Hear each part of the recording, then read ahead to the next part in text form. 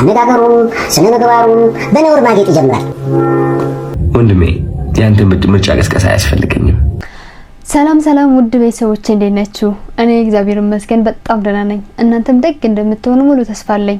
አሁንም ወቅታዊ ጉዳይ ይዘን መተናል። እንግዲህ ሰሞኑን በጣም አነጋጋሪ የሆነውን አንድ ጉዳይ አለ፣ የቲክቶክ ክሬቲቭ አዋርድ ጉዳይ።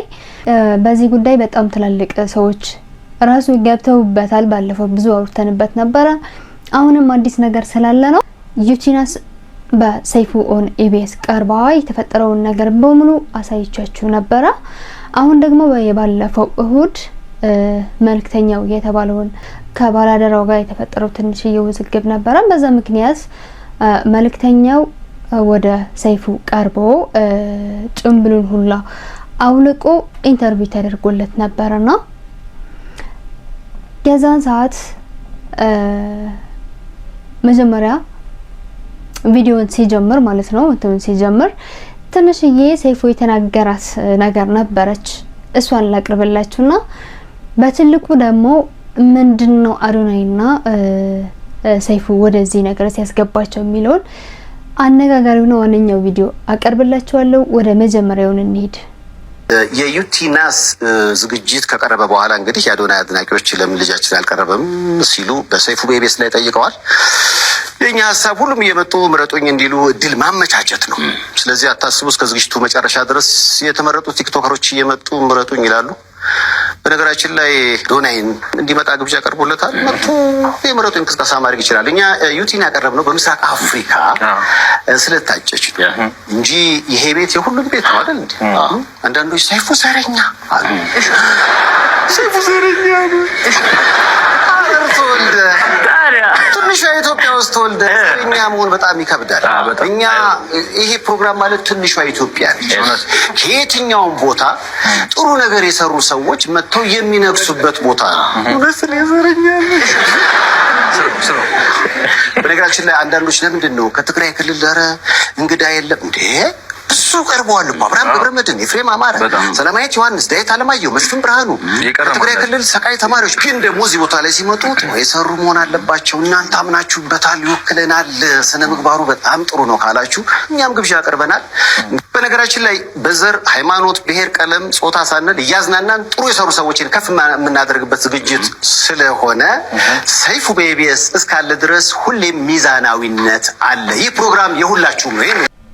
መጀመሪያ የተናገረውን ይሄንን ነበረ። አዶናይ ግብዣ እንደቀረበለትና ዩቲናስ ደግሞ በኢትዮጵያ ውስጥ ሳይሆን በምስራቅ አፍሪካ ለታጨችው ነው ያቀረብኳት እንጂ እኔ ዘረኛ አይደለሁም፣ እኔ እንደዚህ አይደለሁም፣ እንደዚህ ብላችሁኛል ምናምን ብለው ጀስት እንዳያችሁት ብለዋል። ግን ደግሞ ይሄን አይደለም ዋናው እንትኑ። ከዛ በኋላ ከመልክተኛው ጋር ሲያወራ በመሃል የሆነች የተናገራት ነገር ነበረች።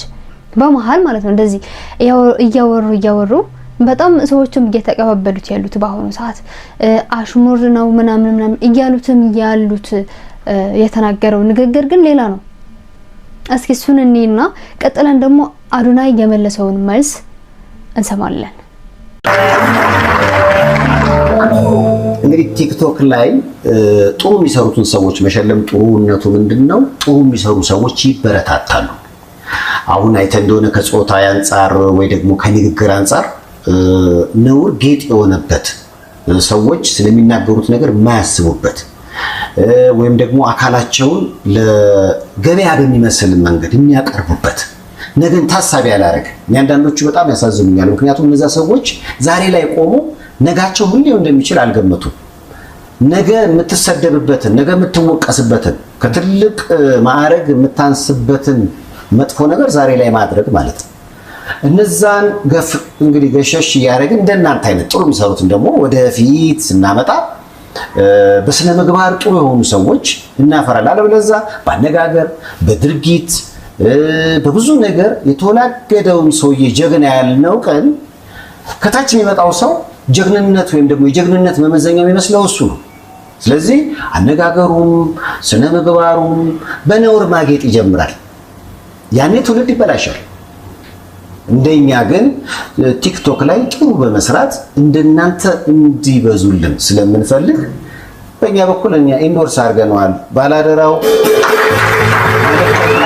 ትልቁ ውዝግብ የፈጠረችውን አባባለች ነበረች አዶናይና ሰይፉ ጋር ማለት ነው። የተናገረውን ሰምታችሁታል። እንግዲህ ጥሩ የሰራውን እናበረታታ፣ ከዛ ደግሞ የተወላገደ አነጋገር ያለው የተወላገደ ነገር ያለው ምናምን ብለው ብዙ ነገር ተናግረዋል። እንግዲህ ይሄን ከምንድነው የሚያያዘው? አዶናይ ካሁን በፊት ከካናዳ ሲመጣ መጀመሪያ ሰዓት አካባቢ ወቸው ፕሮግራም ቀርቦ ነበር ወይም ደግሞ ተጋብዞ ነበር። የዛን ሰዓት ደግሞ እኔ ብሎ የባለፈውን ባክግራውንዱ ተናግሮ ነበር። የዛን ሰዓት እሱ እንዳለው ስለ ራስን ማርካት ምናምን ብዙ ተናግሮ ነበር አዶናይ። ይሄን ነገር አምጥቶ ነው አሁን ሰይፉ እየተናገረ ያለው። አዶናይም በዚህ ነው እንትን ያለው የተሰማው ማለት ነው።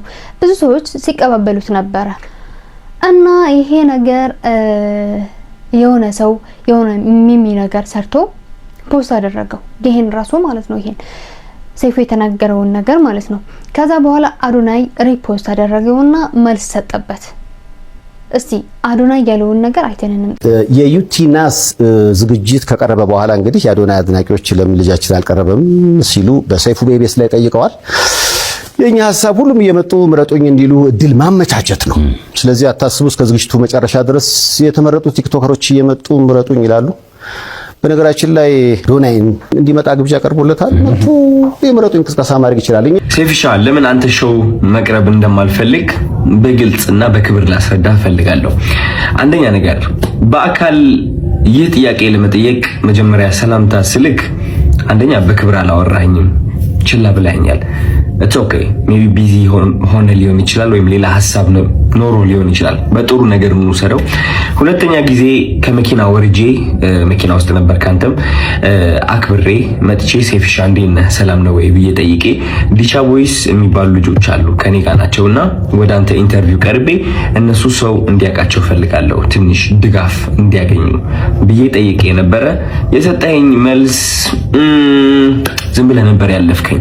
ኦኬ ችግር የለውም። ሶስተኛ ጊዜ ማናጀርህ ስልኬን ከሌላ ኢንፍሉዌንሰር ጠየቀ። ከዛ ያ ኢንፍሉዌንሰር ደግሞ እኔ ጋር ደወለልኝና ማናጀር እየፈለገ ነው የሰይፉ አለኝ። ኦኬ ለምን እጠብቃለሁ እስከሚደውል ራሴ ወዲያውኑ ደውላለሁ። ደወልኩኝ። ከዛ ማናጀር ያለኝ አሜሪካ እንዳልክና ስትመለስ ደግሞ ስኬጁሎች እንዳሉክ ነው which ይገባኛል። ይሄም ሪስፔክትፉል ቢዚ የሆንክ ሰው እንደሆንክ እርግጠኛ ነኝ። ትልቅ ነገር ነው ያንተ ሰይፉ ሾው ማለት ነው።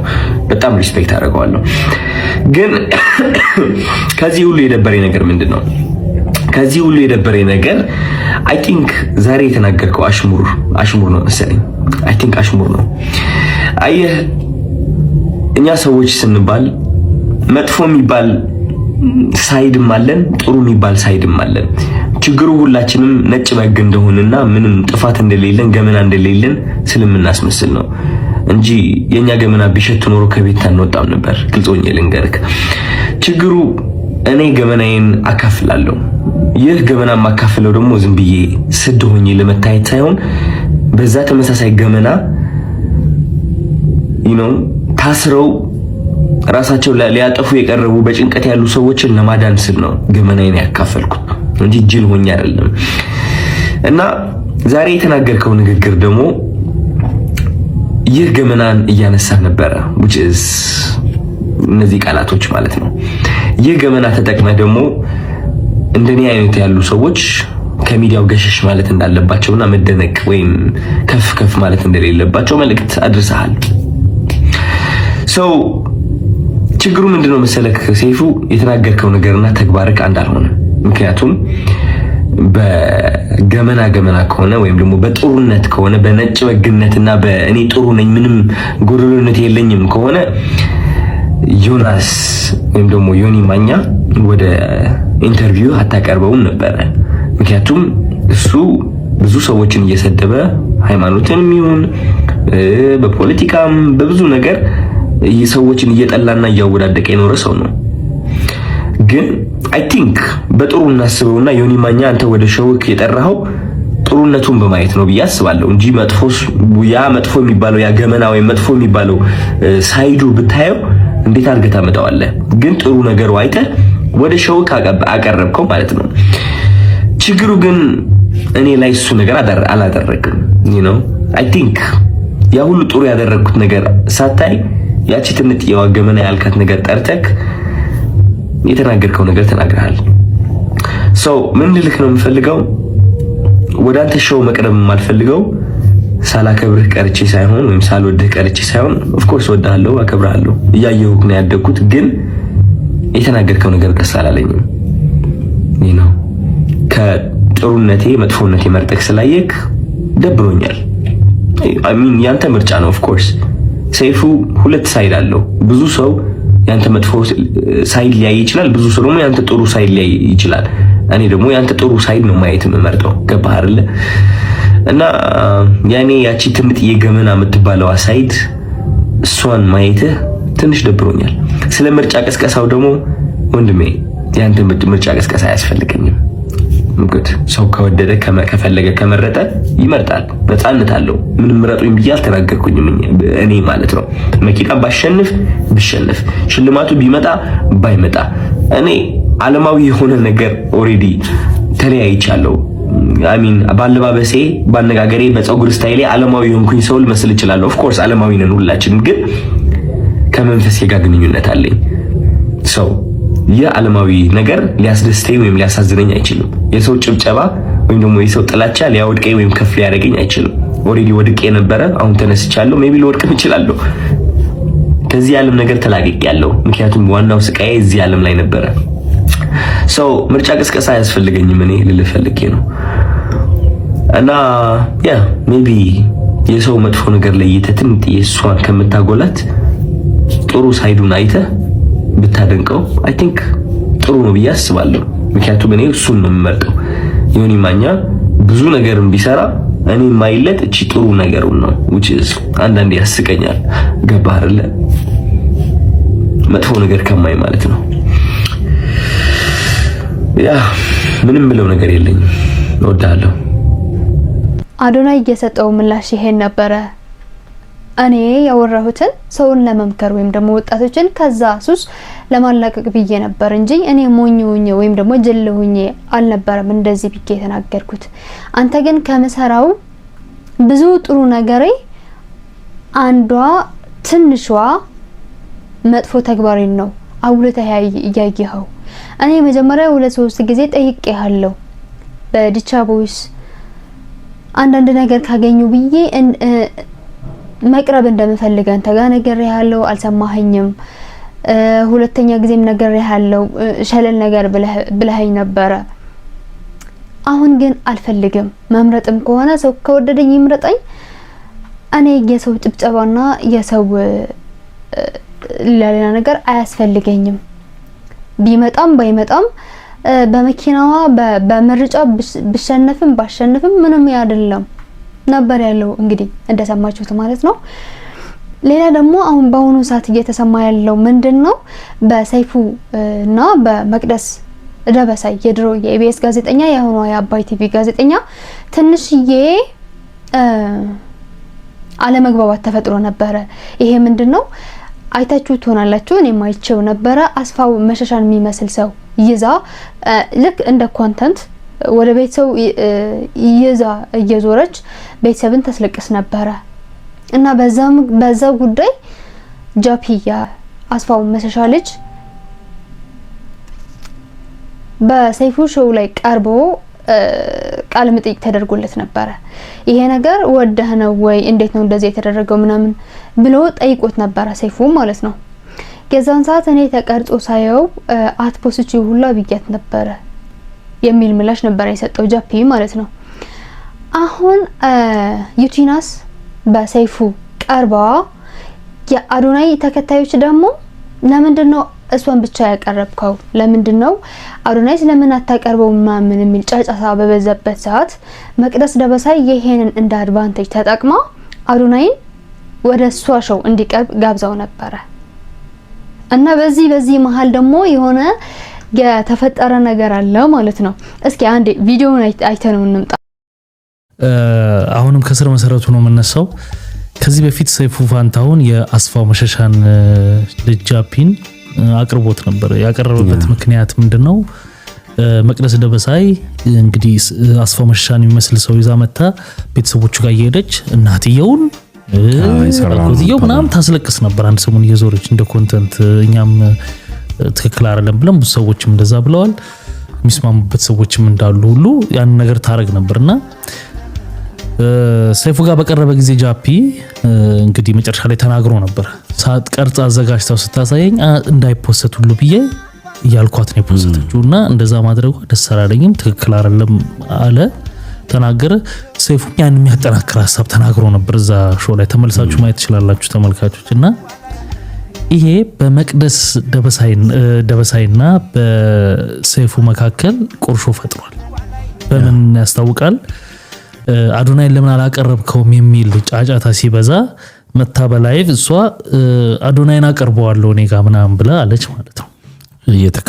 ከረረ ማለት ነው። ተካረረ ማለት ነው ጸቡና ያንን ብላ አለች። ያካል እንግዲህ ደግሞ ትላንትና ሰይፉ ያለውን ተመልከት። እንግዲህ አሁን ተያያዥ ናቸው እነዚህ ነገሮች ገባ። ለምንድነው ያን ማድረግ የፈለገችው እሷ? ያንን መናገር ብታረገውም ባታረገውም ያን መናገር የፈለገችው ምንድነው? ተሽቀዳድማ ገባ ማሳጣት ነው። አዶናይን እሷ ጋር ታቀርበዋለች። በቃ ሰይፉ ከልክሎት እንዲተባለ ምናምን የሚለውን የራሷን እንትን ሌላ ሲስተም ተጠቅማ የሄደችበት መንገድ ደስ አይልም። ለምን አቀርበዋለሁ አለች አይደል ምን ያሰብ ሳትል እና ነገሮችን ትንሽ ከረር ብለዋል ማለት መጀመሪያ ሲጀመር ትንሽ ነበረ። አሁን ግን በጣም እንትን ብለዋልና በጣም ለምን ወደዚህ አይነት ውዝግብ መግባት እንደተፈለገ ራሱ እኔ አልገባኝም። ወይ ከመጀመሪያው ዝም ማለት ነበረባቸው ወይም ደግሞ እነዚህ ትላልቅ ሰዎች በዚህ ልክ እዚህ ደረጃ ላይ በዚህ ውዝግብ ውስጥ መግባታቸው ጥሩ አይደለም፣ መሆንም አልነበረበትም ብዬ ነው የማስበው። አዶናይም እንደ አዶናይ ጀስት አሽሙር አስመስሎ ለኔ ነው የተናገረው። ስሜን ባይገልጽም ስሜን ባይጠቅስም ግን ሁሉንም የተናገረው ነገር ለኔ ነው፣ ለምን እንደዚህ ተደረገ ብሎ ተናግረዋል። ከመቅደስ ደበሳይ ጋር የተፈጠረውን ነገር ደግሞ ጀስት እንደሰማነው ነውና እንደዚህ ባይሆን ጥሩ ነበረ። ወደዚህ ውዝግብ ውስጥ ባይገቡ ጥሩ ነበረ። ወይ አዶናይን ማቅረብ ነበረበት ወይ ደግሞ ከመጀመሪያው ዩቲን አቅርበው ዝም ማለት ነበረበት። ውድ ቤተሰቦቼ ለዛሬ የነበረን ወቅታዊና አነጋጋሪው ጉዳይ ይሄን ነበረ። ሰብስክራይብ፣ ሼር፣ ላይክ ማድረጋችሁ በፍጹም እንዳትረሱ። ያላችሁ ሐሳብ አስተያየት ደግሞ ኮሜንት ሴክሽን ውስጥ አስቀምጡልኝ። እወዳችኋለሁ። ቻው ቆዩልኝ። ቻው